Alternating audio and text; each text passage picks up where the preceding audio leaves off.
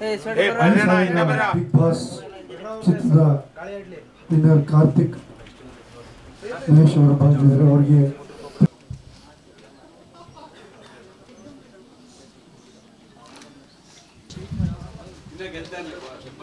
ನೀವು ಕನ್ನಡ ಚಿತ್ರಕ್ಕೆ ಒಳ್ಳೆ ನಾಯಕನಾಗಿ ಪ್ರವೇಶ ಆಗಲಿ ಅಂತ ಕೇಳ್ಕೊತಿದ್ದೀನಿ. ಸೊ ನಿಮಗೆಲ್ಲ ಒಳ್ಳೇದಾಗಲಿ ಅಂತ ಹೇಳ್ತಾ ತಂಡದಿಂದ ಒಂದು ಚಿಕ್ಕ ಸನ್ಮಾನ.